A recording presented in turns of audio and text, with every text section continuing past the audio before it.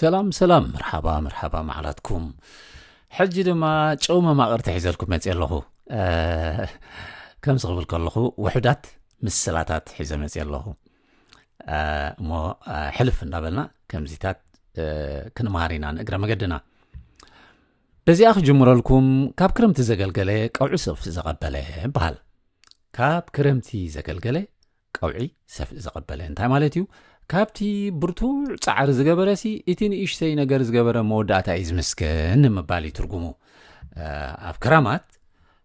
ማሕረስ ኣብ ክራማት ይዝሕረስ ማሕረስ ድማ ብዙሕ ጻዕር ዝሓትት እዩ ሕጂ ካብቲ ሕርዝ ዝኸረመ ኣብ መወዳእታ ኣብታ ቀውዒ ማለት እዩ ኣብ እዋን እቶት እቲ ሰፍእ ዘቀበለ ዝያዳ ይምስከን ማለት እዩ ሰፍእ ምቕባልሲ ቀላል እያ ኣብ ዓውዲ ነቲ ዝዝሩ ዘሎ ሰፍእ ከተቀብሎ ቀላል እያ ግን በዓል ሰፍኢ ዝያዳ ምስግና ይረክብ ማለት እዩ ስለዚ ንኣብነት ከም ዝኽብለኩም ኽእል መርዓሎ ኣዴታት ዓይነን ብትክ እንዳዓወራ ብሓዊ እንዳበሰላ ዝኹሉ መግብታት ከዳልዋ ስዋ ክጸምቋ ክንደይ ላዕልን ታሕትን ዘለዎ ምግብታት ክሰርሓ ገለ ንሳተን ከምስገናሉ ዝያዳ ዝግበን እቲ ጻዕዳ ክዳን ተኸዲኑ ኣብ ዳስ ወደኽደኽ ዝብል ዝያዳ ምስግና ይረኽበሉ ማለት እዩ ከምዚ ንምባል እዩ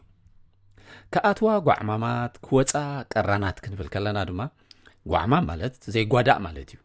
ቀራን ግን ከም ኩላና ክንፈልጦስ ቀርነሲ ዝወጋእካ ነገር እዩ ሕጂ ከኣትዋ ከለዋ ጓዕማማት ማለት ከኣትዋ ከለዋ ሕያወት ጥዑማት ዝመስላ ድሓር ግን ተፋዓናት ጭረን ዝወፃ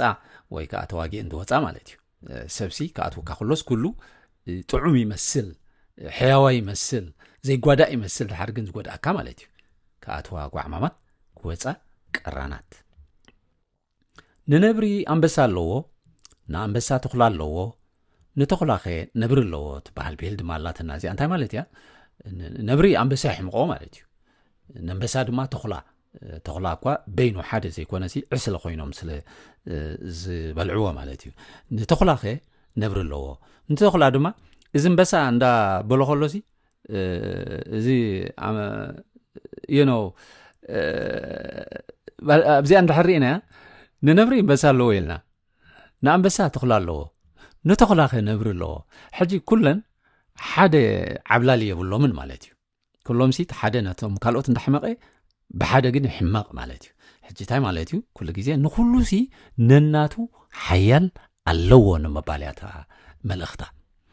ጓል ዝወለደ ወሊድዋ ኣሎ ዘይወለደ ኣብ ዝባኑላ ክበሃል ከሎ ድማ ንኣብነት ብናይ ካልኦት ደቂ ብዙሕ እንታይ ዝበሃል ትገብር ማለሲ ትዋራዘ እጂ እንታይ ይብለካ ሰብ ኣይትዋራዘ ፅባሕ ንጎ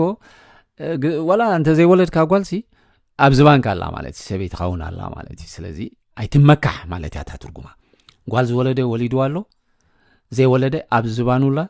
ትምክሕቲ ኣየድልን እዩ ማለት እዩ ስንኩል ንስንኩል ይዋቕዑ ብድንኩል ክንብል ከለና ድማ ክልተ ስኑፋት ማለት እዮም ስንኩል ንስንኩልሲ ስንኩል ማለት ጎደል ኣካል እዩ ስንኩል ንስንኩል ይዋቕዑ ብድንኩል ማለት እቲ ዓቕሚ ዘለዎ ኣይ ከምኡ ይገብርን እዩ ማለት እዩ ሓፂሩ ሰነፍ ሰብ እዩ ኣብ ባእስን ኣብ ቆይቁን ኣብ ዘየድልን ዝኣቱ ማለት እዩ ንጓል ተሓፂ ክበላ ንመሸላ ተፀሒ ክበላ ክበሃል ከሎ ድማ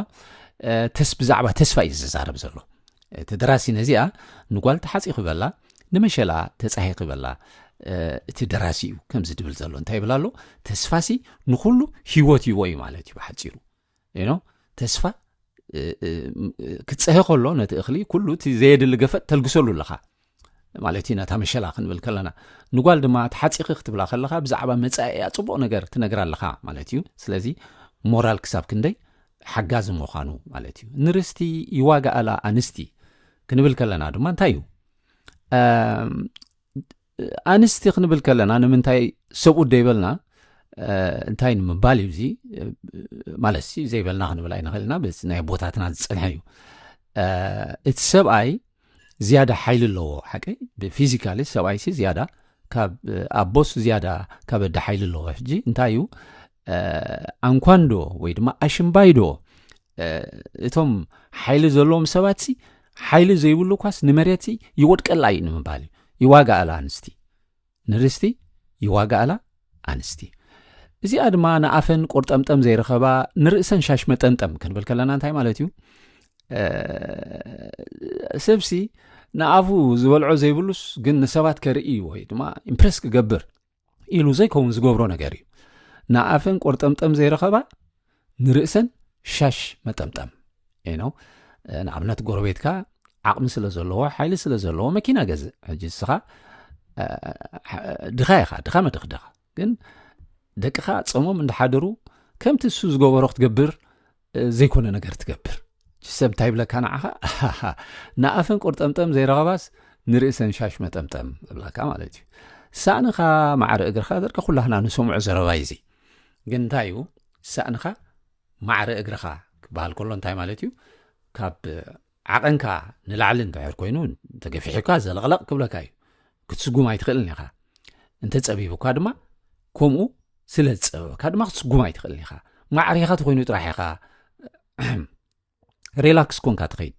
ስለዚ እንታይ እዩ ዘመልክተና ኩሉሲ ብትስኻ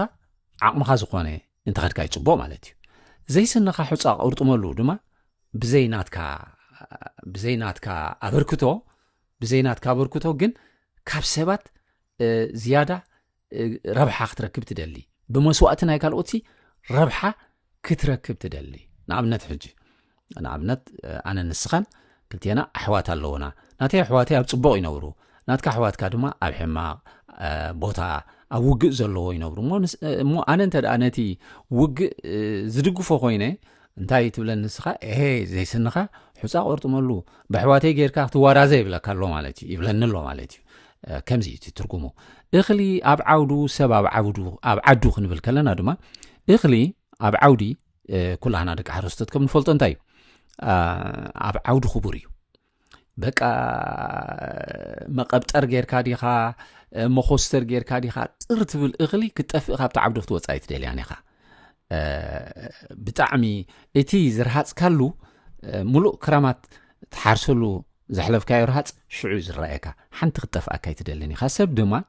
ኣብ ስደት ዘይኮነ ኣብ ዓዱ እዩ ዝኸብር ማለት እዩ ሕጂ እንታይ ማለት እዩ ኩሉሲ ኣብ በቦቱ እዩ ክብረት ዝረክብ ማለት እዩ እኽሊ ኣብ ዓውዱ ሰብ ኣብ ዓዱ